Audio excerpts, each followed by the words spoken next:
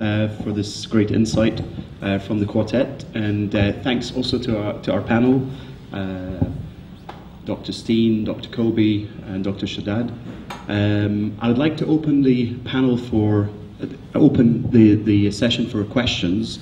May I also ask you just to introduce yourself, your name and where you come from, and who your question is addressed to, and if we can just put a small limit on the time. We're very happy to take statements, but if we can just limit the time because I know there's plenty of questions. So, we have the gentleman first. We have the gentleman here first, and you're second, third at the back, fourth here. Okay. Okay. First of all, Hillel Schenker from the Palestine-Israel Journal, and I'd like to first of all thank IPCRI for organizing this, because the average Israeli would prefer to forget it, that Gaza even exists, except for those inevitable periodic rounds of warfare, supposedly. Now, I have two brief questions, one to Kobi Michael and one to Dr. Shaddad. To Kobi Michael, the first part, you talked about all of the obstacles to the grand reconstruction of Gaza. But you didn't refer to what was talked about in the first part of the discussion, which was the tremendous humanitarian crisis concerning water. And is there something that could be done now before everything else? That's my first question. And to Dr. Shaddad, Kobi Michael talked about the idea of Israel having to negotiate with Hamas, and the whole question of the problem of the Hamas-Fatah reconciliation, the PA, etc. What are your opinions about that? Should Israel talk to Hamas? Is there a possibility for Hamas-Fatah reconciliation that will enable this process to move forward? So we'll take another question, and then we'll ask the panel to answer. So I think you're second. My name is David Meir Epstein. My name is David Meir Epstein, and I have a small company that assists nonprofits with fundraising. My question is to Kobi. You did not mention the electricity, the 3 mega that Dr. Shaddad says is needed, and that Dr. Steen says. Is the electricity also something that is likely to be siphoned away and used against Israel, or is there not a way to give the extra electricity in order that the water desalinization can take place? It's a sewage treatment plant. Sewage treatment, whatever. Which flows into the sea. Okay. So we'll ask the panel to answer these two questions, and then we'll come back to the other. Do you want to begin? Yes, please. You're first, and then thank you, Dr. Shaddad. If you could just switch the microphone. First of all, I'm not so familiar with the technical details with regard to water and electricity, and therefore I cannot provide you with professional answers and reliable answers. But I can tell you that Israel was not the only provider of electricity for the Palestinians. Okay, the Egyptians were good providers as well. Now the Egyptians decided that they are going to stop, or they are going to decrease their electricity to the Gaza Strip, and this is something that should be taken into consideration as well. Secondly, I would like to mention that the electricity to the Gaza Strip comes from Ashkelon, okay, which is one of the main targets and the first targets of Hamas during any round of escalation. So they are bombing their source of electricity. And I think that they should be asked in this regard as well, what their intentions are. I do not see any sort of, I would say, problems or reservations from the Israeli side with regard to water and electricity. I just cannot find such reservations. But as I told you before, I'm not so familiar with the details, so I cannot tell you about that. And the second question was the question that you asked me. It was about what can Israel do today to help with the water crisis? I don't think that I have further details in this regard, in addition to what has been said. Well, before answering your question, I just have a few words on Kobi's presentation. I don't think that we're here for a game of blames. We came here just to address saving Gaza. I do remind you, Kobi, of the 2% just Mr. Steen talked about. The 2% growth in Gaza doesn't happen since Hamas took control. It's happened since we signed Oslo until today, 21 years with a growth rate of 2%. This is a big question mark. Whom to blame? We do blame the occupation. The occupation makes our life miserable. We shouldn't forget. And we are honest, as a Palestinian, we say there is a problem among us. As Israeli-Palestinian now saying if Israel government recognize the two-state solution, they're going to quit the government. We didn't say that all Israel, they don't want a two-state solution because Israel-Palestinian said they're going to quit. No, we have to be, we know that there is parties and they don't all read from the same book. And this is exists wherever you go in the world.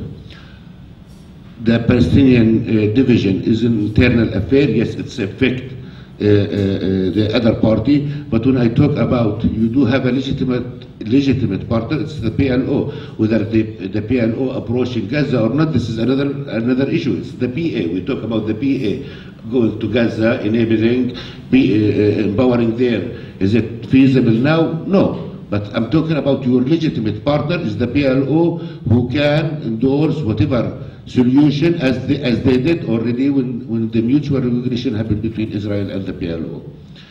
Now, whether Israel talked to Hamas or not, they already talking to each other. Okay, they can talk to whomever we want. But I'm saying, as a legitimate partner for the Palestinian, all in West Bank and Gaza Strip, as well as in diaspora, including my parent, my family who lives in Jordan, it's the PLO. It's the PLO who has to convince the Palestinian people to whatever agreement they reach to. We shouldn't forget that we came here to address the humanitarian crisis. Wallahi, I can go from now until tomorrow and the day after and next week talking about blaming Israel for all what's happening there. But we shouldn't forget there is 2 million. We have to take them out of the game. Khalas, we played a lot with them. 2 million, they need to live in a dignity. They're not all Hamas, they're not all Fatah. As well as, they're suffering from all. They are entitled to a potable water. What do you suggest? We're here thinking collectively. We are here brainstorming what to do. Because since 10 years of siege, blockade, all people thinking and there is no way out. The World Bank has said we are investing a lot of money. You know what we can do? The 3 mega. We don't want to solve all Gaza problem. The 3 mega, enable the 3 mega. We're gonna pay money for that. Because they already, we didn't pay the Palestinians, it's the taxpayer money, the American, the European, we did invest with your money 100 million, and it's a shame that 3 years and it's not functioning. And the Khan Yunis that we intend to build, it will not be functioning. And the desalination that we are begging and we're looking for to build, it will not functioning. So if we are serious, we want to address the humanitarian. I'm talking. I don't want to solve the. I don't want to solve the political problem between the Israeli and Palestinian. Let's focus on one thing: the humanitarian, the women, the kids, the 43% of focusing on them in certain programs. Tell me, what do you want to do? What do you suggest to do? To whom to talk? What to do exactly? To whom to talk? Talk to the international. Don't talk to us. What the international community can do? Talk to them. Enable the material. Enable the equipment. Enable the energy. The Coca-Cola shouldn't stop 7 times until to reach to Gaza. Yeah, Habibi. Yeah, Habibi, ya Kobi, if we can you give me an example? I'm giving you an example. No. Why the World Bank? Let me me ask you, can you give me an example where the international community actually played a significant role in the Israeli-Palestinian context under crisis conditions? Tell me, give me one example. They are the first to run away. They are the first to run away. You know, okay, I will tell you, Kobi, I will tell you, Kobi, I will tell you, but just take this answer. It's not coming from me. You know, some people saying about the international community intervention as this is a 5-star occupation, because who has to pay for everything? It's the occupying power, which is Israel, whether in West Bank or Gaza. It's not for the World Bank or the European or the American to pay the infrastructure. But in order to enhance peace, this is what they committed after Madrid. They came with their money and they built a beautiful infrastructure in Palestine. I'm talking about water. We do have a beautiful project that we built. But still, we do need water to put in this pipe that we built with the donor money. We're talking about Gaza. Our situation in West Bank is better. It's much better than. Because you have an address in the West Bank. You have somebody to talk to. Yeah. You have somebody who takes sort of okay. responsibility. We can have this discussion until tomorrow. Can I come in? But because I mean, I'm not a political. I deal with development projects. And I just want to stress a few things. And you want a plan? Take any of the plans that have been developed. But the international community has the money ready.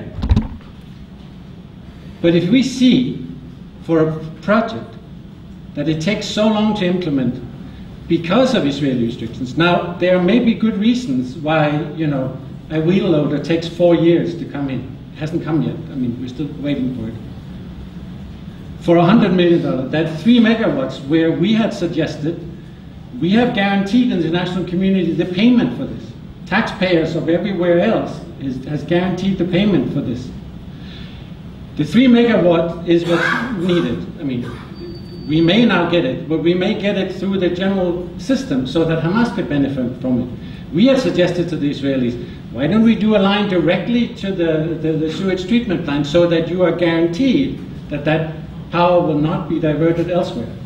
I think, I mean, and this thing about no capabilities, I get better development outcome in the Palestinian territories of any development dollar here gets better development outcomes than anywhere in the neighborhood, okay? So you have capability. If you choose to see Hamas as the implementing agency, of course we have to step up. We cannot work with Hamas, the international recognized terror organizations. We cannot work with them. We work with PA institutions on the ground who have delivered consistently. I have 23 projects in my portfolio that we're investing in. Take those. Take the plans that the EIB and the World Bank has done for water in Gaza, right? Which includes energy and the opioid. accepted to do so. I mean, there are these plans. Don't come and say there are no plans. What is needed is, so you've got an address, we've got an address, we've got PA institutions working in Gaza. When I hear that the PA and Hamas is a zero-sum game, I mean, sorry, again, you're the expert. What I know is that the PA spends 42% of its resources in Gaza. If this was a zero-sum game, they wouldn't be doing that, right? So, I mean, somehow I cannot get my numbers to fit with your statement. I mean, but I also want to tell the Palestinians, the current reconstruction mechanism is not working. That's what we can see, like you said. I mean, only 17% of the materials have come in that are needed for just the limited reconstruction that you talked about. We now estimate that the Gazan economy will not recover to even the 2014 levels until 2018, right? That's the reality we're faced with now. And yes, there are plans, there are investments, there is humanitarian. Final point I just want to stress. The vast majority of the money that has gone so far has actually gone through the UN from the Cairo conference. So it's not true that it has to go through the PA. That's simply just not, that's not a fact. Most of the money has gone through UNRWA and the UN. But I do think what you mentioned is actually interesting. At some point, the international community may get so tired of trying to work in this very difficult environment between two parties who say all the right things but do none of them, that we say, okay, let the UN handle it. Maybe we're getting it. Maybe we need this sort of ultimate multilateral event. Because I cannot turn back to my board, which is Israeli taxpayers, global taxpayers putting money in, saying, yeah, it's taking us 10 years to do an emergency project, but the next one's going to be better, right? They don't believe me anymore. They don't believe me. So I think if we don't see some real steps, and there are some steps on the Palestinian side that need to be made as well. But 2 years ago, 2.5 years ago, there was an agreement signed between Jordan, the Palestinian Authority, and Israel, saying as part of this desal plant in Aqaba that would sell water to the south of Israel, and from the Lake Tiberias it would go to Amman, that Israel would sell, not give, sell 30 million cubic meters of water. How many of those wet water has been sold? Zero. None. I signed this agreement. It's special. No, so I'm just saying is that there are lots of plans. And the international community is ready to help. We're ready to help. And we have an address. We have PA institutions that are operating in Gaza in spite of everything. We can do it. But we cannot do it alone. We cannot do it as long as the two parties decide that it's better to delay materials coming in, right? And I don't blame just one side. But the facts are 17% of the materials are in there. Only 9% of houses completely destroyed are rebuilt at this stage, 2 years after the war. Sorry. 9% of houses. 9% of all houses that are totally destroyed have been rebuilt so far. I mean, for those of the Muslim faith, Hamas really cares about it. I don't they really care about it. I don't know. They steal the materials from their people in order to build the technical tunnels towards Israel because they care so much. I'm not arguing whether Hamas cares or Israel cares. I'm saying I'm a development expert. We do development. We care that this is not rebuilt. Like I said, I would wish that everything would be a normal. But what is amazing is that the development results we get are good because you've got capabilities, but I'm not sure about time. I'm not sure if I was living under, if my house wasn't rebuilt 2 years after and only 9% have been rebuilt, that I feel I have a lot of time. I really don't think so. Thank you, Dr. Steen, Dr. Kobi, and Dr. Shaddad. Naveen, before I take any more questions, Naveen, our director for Palestine, the Palestine desk at IPCRI, has worked on women projects in Gaza before, and I'd like just to pass the mic on to her. If you can come up here, Naveen. She has just a comment on some of the work that she's done briefly on Gaza, then we'll go back to the questions. Really very brief. Thank you so much, Mustafa. Thank you. I would like just to bring to our attention as IPCRI as well that it's really important to recognize that women, men, children all face different needs, and they all face the siege or the crisis differently. And it's really important that we take into account in whatever negotiations we do, in whatever reconstruction process we do, in whatever development project we do, to really have women on board, to really have that perspective of what women think. And we also believe that women are true peace builders because they not only think about their own interests, but they also think of their families and their communities as well. So, for example, in the recent reconstruction, in the reconstruction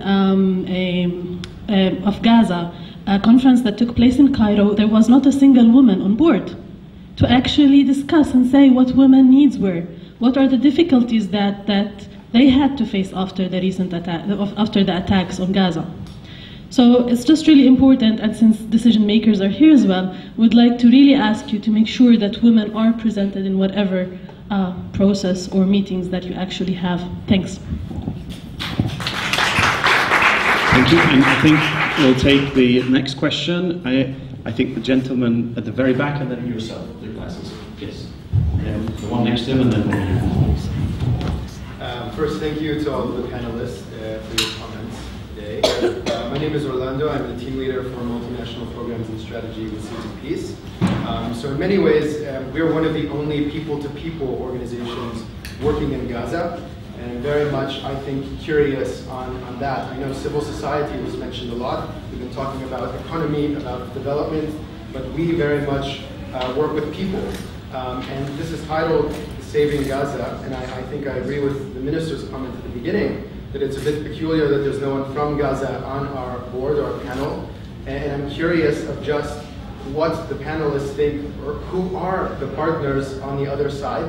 And there's a lot of, I think, generalization made about what that looks like on the other side. I myself had the privilege of going to Gaza last year, which was a very special trip for me. I have a colleague that works there. It was after the 2014 war, and it opened my eyes to a lot of the needs on the ground. One of your comments, Ms. Adams, on just the fact of youth being one of the largest things that impacts you on the ground. When you look around and you see the streets, of course filled with poverty, but also youth everywhere that are not in school, that are not employed. What are we doing with them?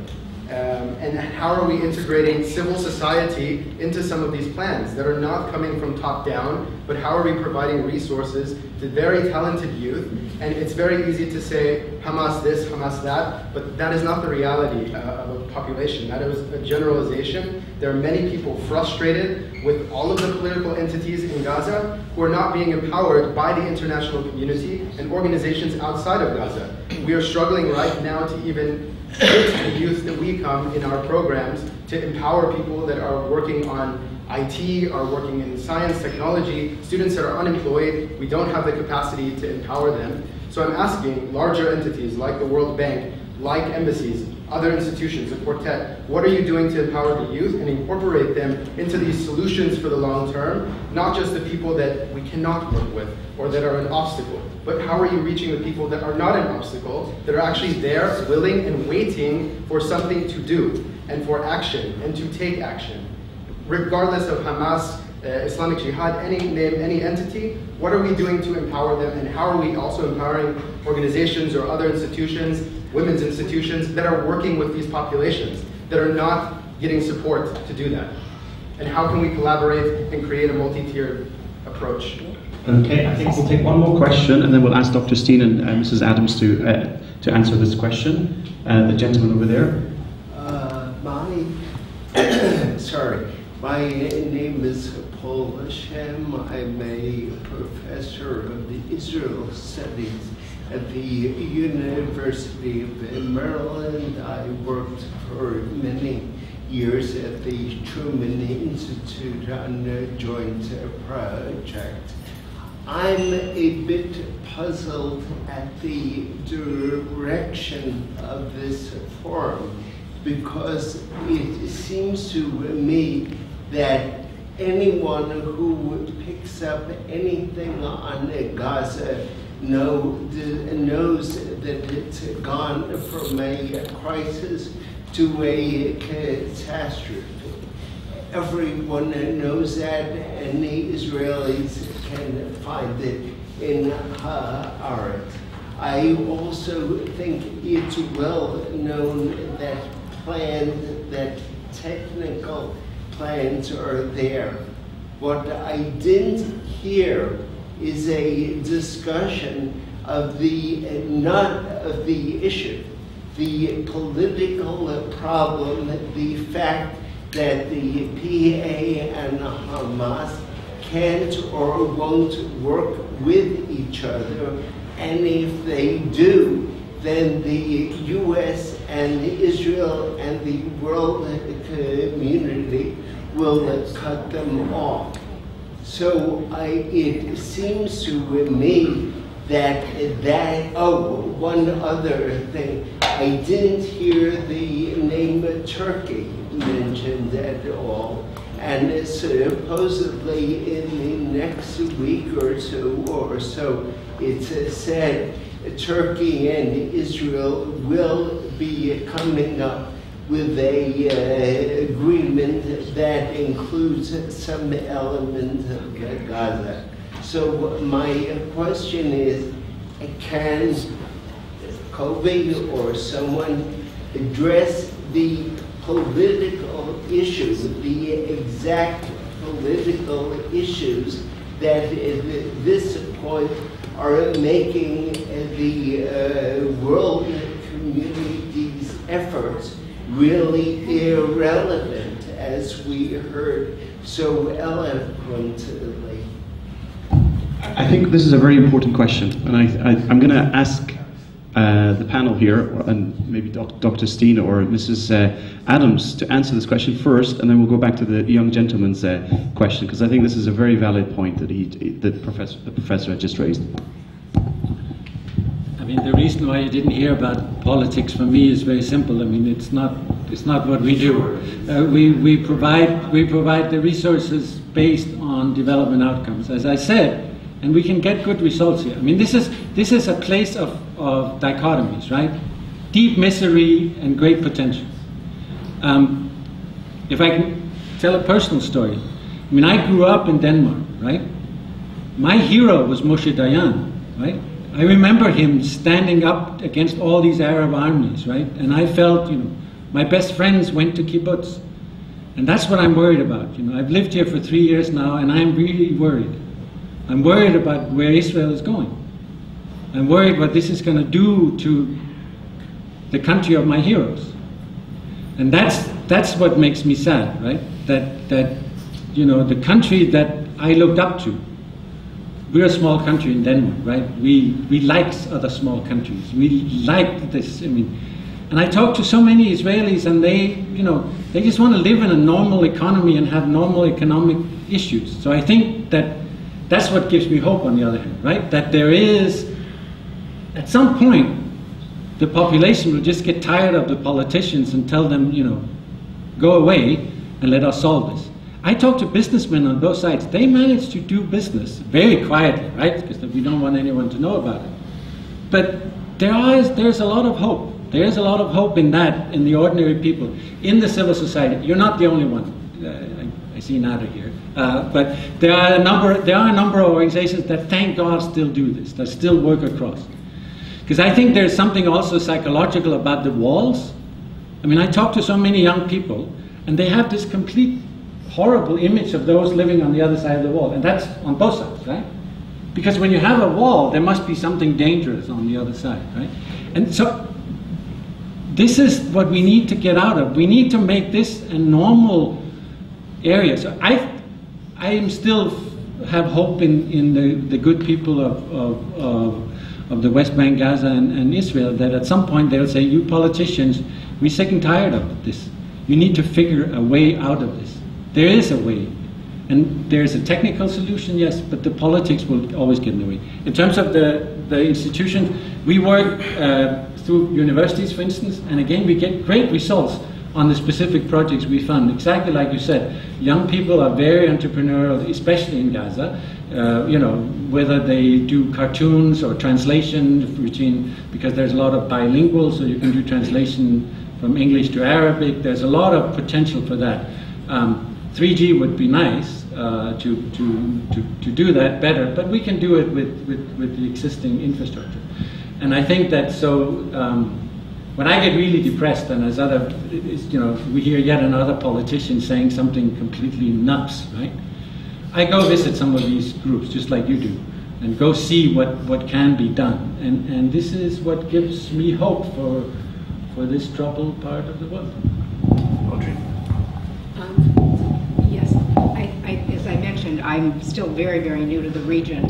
I think the international community, working through entities such as the United Nations and through the donor community, have not given up. I mean, I believe that while it's tempting to say, oh my goodness, look at all the money we've spent and look at all the investment we've made and we haven't made any progress, I think one of the things you learn to do when you're here is you measure your progress very, very differently.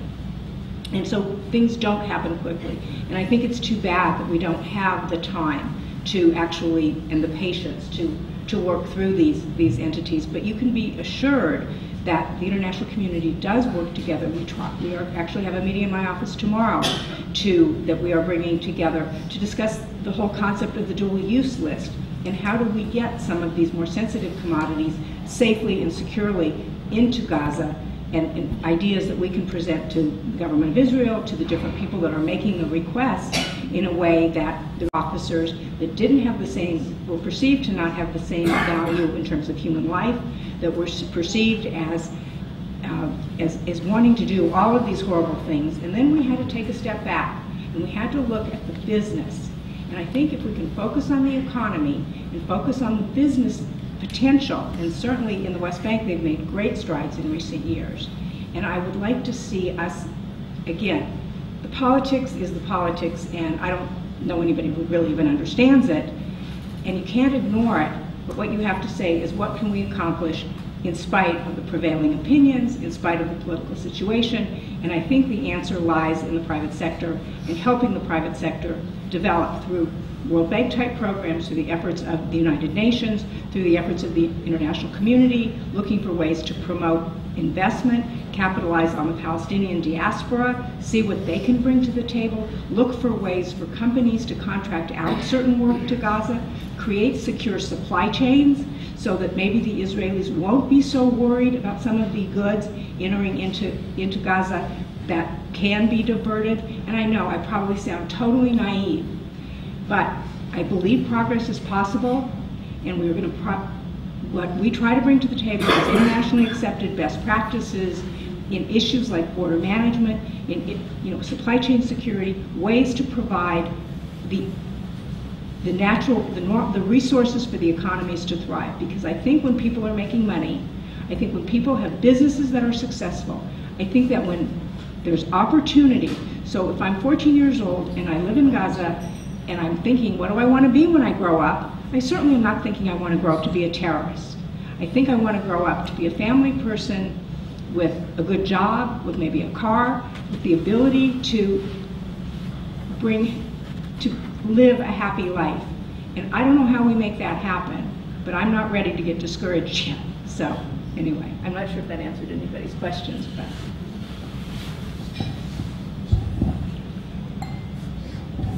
Thank you, Audrey. I'd like to, I'm going to step out in a minute because I have to rush for a meeting, another meeting. I'd like to hand over to Gershon, but before I do so, I'd like to thank all the panelists. I'd like to thank the World Bank, Dr. Steen, Dr. Shaddad from the PA, and Mrs. Adams and Dr. Kobi from the INSS.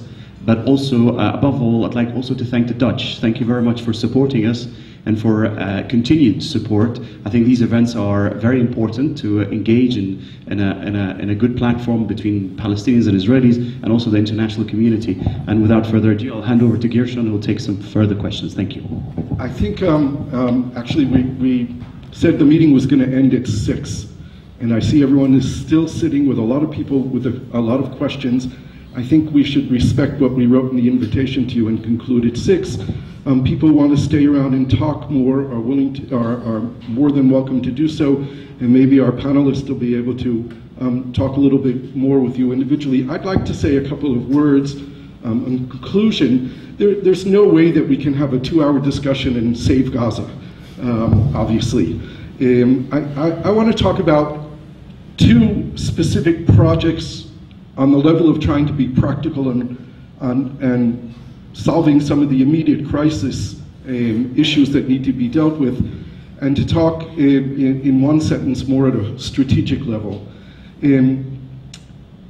I'm working in another capacity on a solar energy project in Gaza, and we actually have a power purchase agreement signed with a Palestinian entrepreneur who's based in California with the Gaza Electric Distribution Company for 36 megawatts of solar energy with a $1 million bank guarantee from the Bank of Palestine, and it appears that funding, finance will be available for this project. What we need in order to move forward is right now a letter from the Israeli military of no objection to the project, and I think that we're going to get that.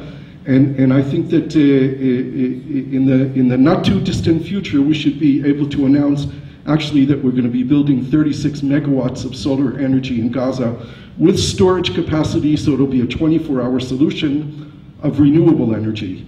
There has to be obviously guarantees by the military folks on the ground in Israel and in Gaza that this is going to be one of those safe zones, as Kobi talked about, that are not going to be bombed. On the electricity issue, there is absolutely no security reason whatsoever why Israel shouldn't connect the 3 megawatts. This has been a demand, the money is available. We're talking about a cable which needs to be one single cable over a very short distance, and it must be done, and there is no excuse whatsoever for it not to be done, especially when we consider the fact that we know that their shit flows into the sea to Israel.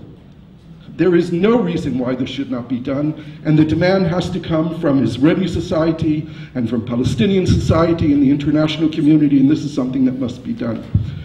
On the water issue, Dr. Shaddad, you know I come to you for 10 years with a concrete proposal with private sector companies supported locally and internationally, that in 1 year we could start delivering 50 million cubic meters of water to Gaza in refitted super tankers that are available on the international market today to be sold at very cheap prices because of the low price of oil. There are these super tankers available. There was a deal in place for Turkey to sell the water, 50 million cubic meters of water that can be delivered to Gaza. They can be stored in large bags off the coast of Gaza, and this is something that can be done, and it's a lot cheaper than desalination. It has a 10-year contract to be a viable economic project, and it's still on the table. It can be done.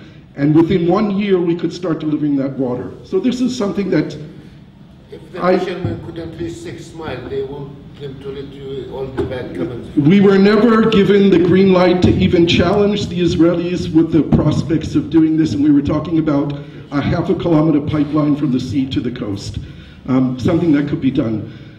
Addressing at a more strategic level, the big question in Kobi and the international community and Israelis and Palestinians that we have to address is coming up with plans that are actually going to empower the moderate people and not the extremist. Because everything we've done over the last years empowers the extremist at the expense of the moderates. There is not a majority of people in Gaza who support Hamas. Hamas does not enjoy the support of the majority of people there. The question is, do they have any viable alternative that can deliver anything? Now, it's true that Israel negotiates with the PLO. It is also true that the current government of the Palestinian Authority, based on an agreement between Fatah and Hamas, doesn't contain a single minister from Fatah nor from Hamas. And the functional administration of the government in Gaza, not the security guys, which are Ezzedin al-Qassam and from the military wing of Hamas, but the ministers and the PA officials from Ramallah go to Gaza, and they're dealing with electricity and water and health, and Israel facilitates their movement in and out of Gaza all the time, and they're on the ground. As it was said, 42% of the budget of the PA in Ramallah is spent in Gaza. We can't always use the excuse of Hamas being in Gaza as the reason why we prevent development from happening there, from answering the needs of the common people who are not Hamas and don't support Hamas. There are things that can be done that would empower the moderates, the private sector, the civil society. There's a great civil society in Gaza.